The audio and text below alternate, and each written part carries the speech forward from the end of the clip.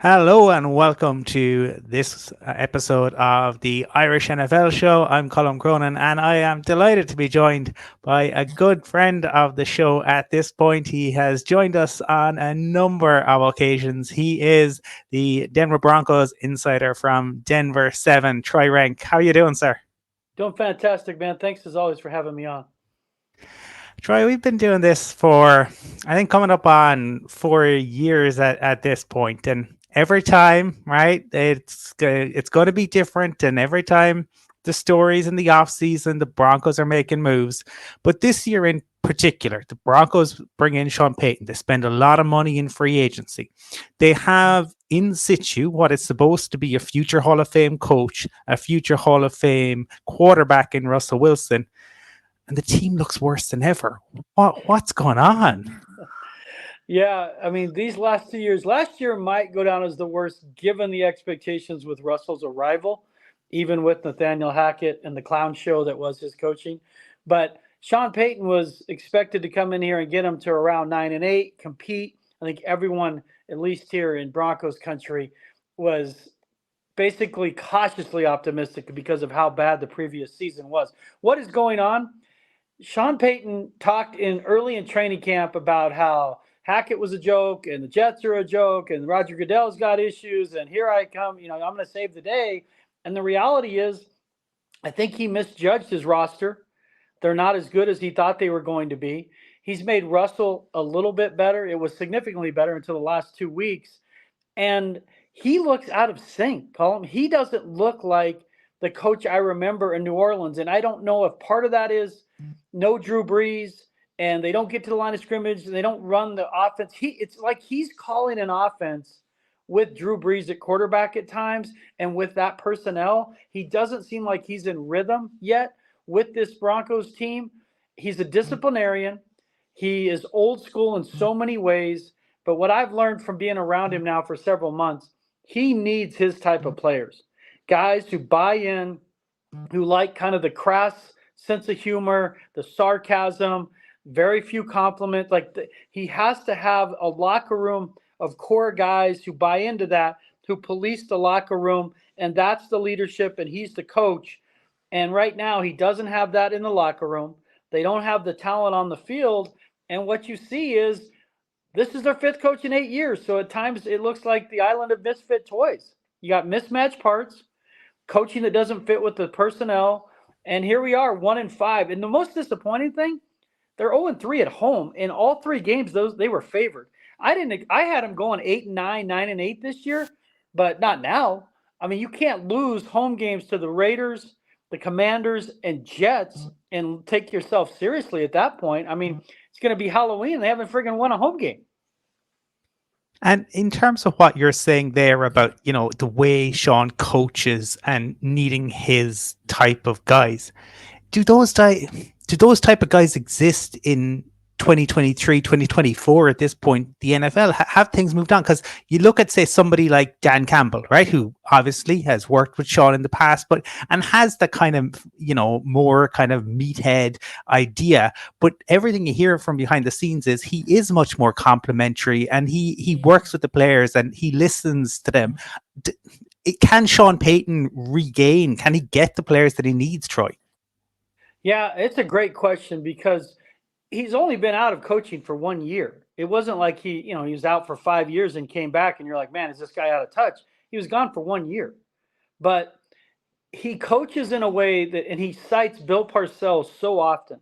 Well, if you look at Bill Parcells, like for instance, when he came back and coached Dallas, it didn't really work, and he had been out a little longer, but it is a fair question because the modern day athlete is lives on his phone, lives through social media, instant gratification, grew up in a culture where sometimes they were, patronized to the point where they're coddled, and it creates a different coach player relationship. But somewhere there's a balance. Like Nick Saban pulls it off, coaching young guys. I mean, he's the greatest college coach of all time, but coaches young guys, but still has this at least a pulse on what makes younger players tick. And that's going to be the key for Peyton because Hackett went all the way the other way. Meetings are fun. Everything's fun. Everything's a game. I'm going to hug you and I love you. And guys really liked Hackett. He's impossible not to like as a person. He just wasn't a good head coach.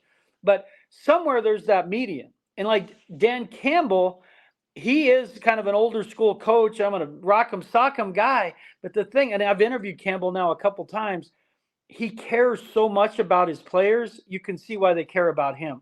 And Sean, the way I watched it, and again, this is only, 6 games in, so I'm not an expert. He coaches in a way that his players would begin to care about him when they win. And it goes, oh, now it all makes sense. All the puzzle pieces fit. We get it now. Why we ran after practice, why we had these long meetings after preseason games. But when you don't win, the pieces remain ajar. They don't connect. Where Campbell connects with his personality and you're my guy, and we're here. Peyton's not that guy. So for it to work, me watching it, and I could be misjudging it because it's getting 6 games in, he needs to win. In absence of that, you need Cam Jordan, Drew Brees, these dominant personalities in your locker room that are conveying the message. Hey, I know coach is driving you crazy, but here's why we're doing it. We're all in together. They don't have that, and they don't have the winning. And frankly, he doesn't have enough of the personalities that would buy into the way he's doing it. And I like the way a lot of the things he does. It's just, it works when you're winning. It's just hard to have that connectivity. And so can he do it? These are all questions. I said this on my Broncos podcast. It reminds me of Jim Leland in 99 with the Rockies. He came from the Marlins. He had won a World Series. They tore it down in 98 in Florida. He comes to the Rockies. He knew more than everyone. He was going to show people how to win it in the National League. They were going to do all these things. And he got to Coors Field and was like, oh, they have no gravity here. This is impossible to manage the bullpen. And that's not what Sean's facing. But what he also faced was, oh, my, this team isn't at all what I expected. And he bailed after 1 year. Does Sean Payton have the stomach for what now looks like a 3 at minimum to 4-year plan to get this thing right, to tear it down to the studs, get a young quarterback, and build this the right way? With apologies to Taylor Swift, I mean, how many times are they going to put Band-Aids on bullet holes around here? It's 6 straight losing seasons. They've been terrible for the better part of those 6 years. You've lived it. 7 years without the playoffs. At some point, they can't keep trying to put a new door on, new shingles, it's just got to be torn down to the foundation. And does he have the stomach for that? I don't know the answer to that. Yeah, and tangentially, this is, I suppose, a little bit on that, right? Because, yeah, we've heard some comments from the players through, some former players about, unhappiness. We heard some of that last year in relation to Butch Barry, okay? And also, I mean, Butch Barry got clowned on, I think, harder than even Nathaniel Hackett last year. Fans were done with it. I wasn't a fan, but Butch Barry has gone down to Miami, and while the Dolphins might not have the best O-line, they're without probably their best starter in Tron Armstead, who's only played 2 games, and they've been pretty solid. Like, what happens in Denver? The talent goes in, and it just, nothing seems to work, and particularly on the O-line where they have spent kind of so much money in the offseason. Troy, why hasn't the O-line in particular, why has that been such an issue? Because, you've got Bowles there, you've got McGlinchey, you've got Power. Cushenberry seems to be having, he's had his issues, but he's not as bad as he has been. And yet Graham Glasgow is up in Detroit. He's loving life up there. Well, I think, Barry was not good last year. He did not connect with the players. Being with Mike McDaniel helps him control that. But I'm not going to get into what Barry's specific coaching acumen. I didn't think he was very good. But your point is fair. And when I covered the Rockies, we had this too. Every player that would leave would get better, mainly pitchers. But sometimes, and this is my observation of it, like when Glasgow was brought in, he's paid great money, and he's going to anchor the line. He's going to fix it. He's never been that guy. Mike McGlinchey is the second best tackle on his team. No shame in that with Trent Williams, but he was a mediocre to poor pass blocker at times, really good run blocker. He's going to come in and fix your pass protection. Ben Powers started essentially for 1 year, and now he's going to change your offensive line. My point is this. Sometimes when you ask players to come in and do something they haven't done, the disappointment resonates differently, but the player really isn't any different. Glasgow in a vacuum now asked to do nothing, making veteran minimum in Detroit. You're like, that's a very functional player. But when you give him 26 million guaranteed, you expect him to be better. And that's the problem with pro sports. As soon as you pay a player, the expectation changes, but the ability doesn't change.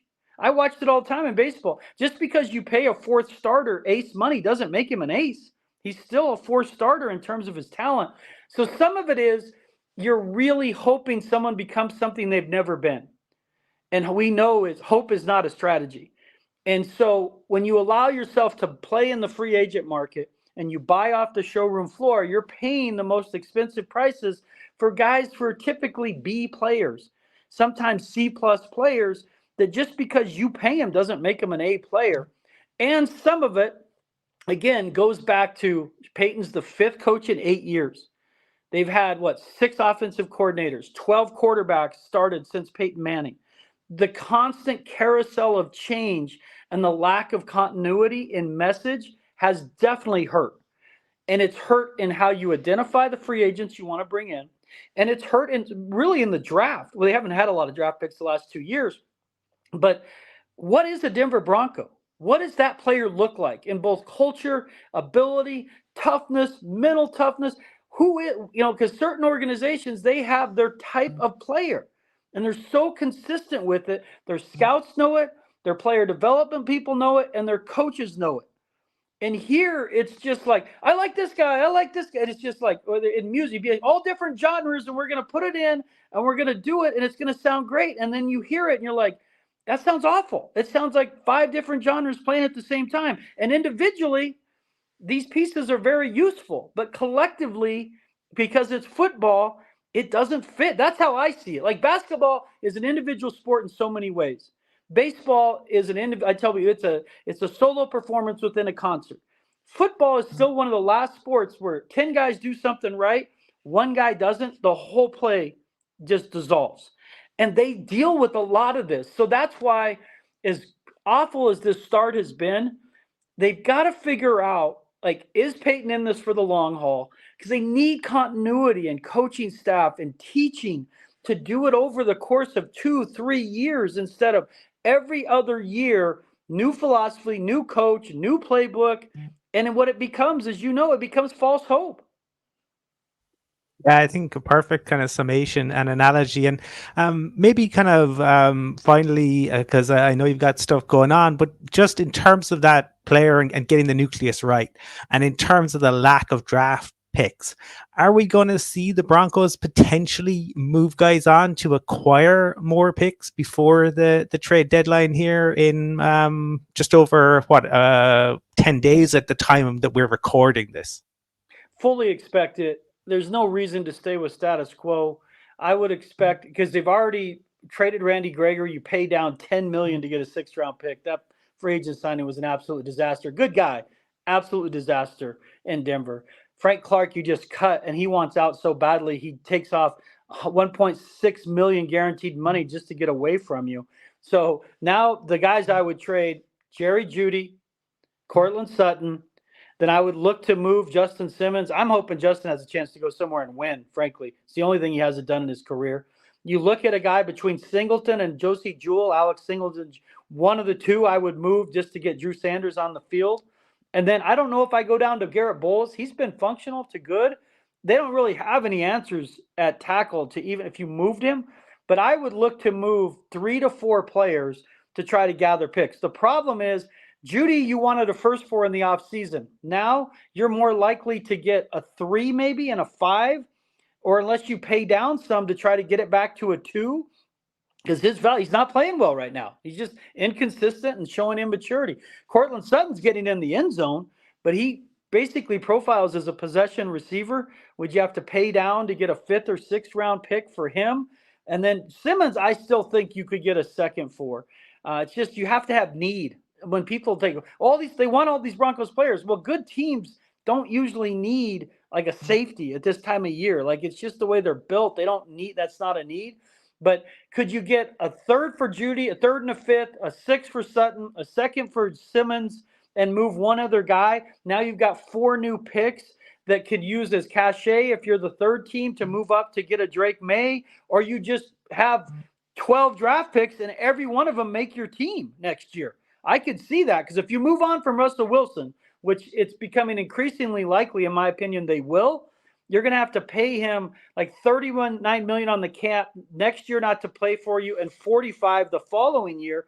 You're going to have a core of young guys to make the salary cap work.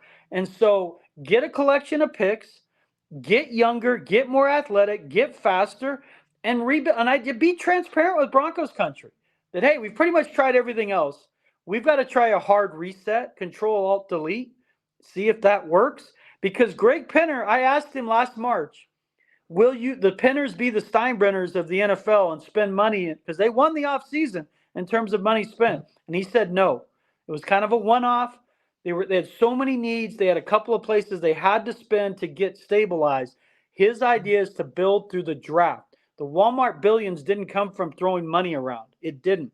So for me, hit the reset button this month, get a collection of picks, and try to do this the right way over. And it might be really bad next year, but at least you would have a clear plan with a young quarterback, a way where you have a light in the tunnel that's not an oncoming train.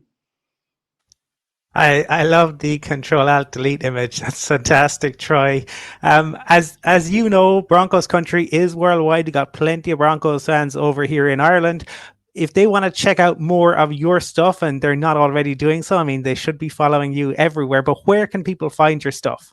Appreciate you as always, oh man. You can find me on Twitter at Troy Renck. That's where you can see the links to my stories. That all my stuff that I write online is at denver7.com, the Broncos tab. You can see all my articles there. I write usually once a day, if not twice a day. And my Broncos podcast, you will see the links to that. You can find that wherever you listen on Spotify and Apple. And that's twice a week. On a regular week, it drops on Monday, early Monday morning after the game, and then again a preview on Fridays. And then I'm on Facebook at my name, TroyRenck. So yeah, and I get, when I look at my podcast sections of demographic, I get crazy amount of traffic from United Kingdom and Ireland. So it is fantastic, and in part because of you guys. You guys do such fantastic work. It's analytical, it's smart, and you really keep fans informed in a way that I don't know if they totally appreciate it, what the job you guys do.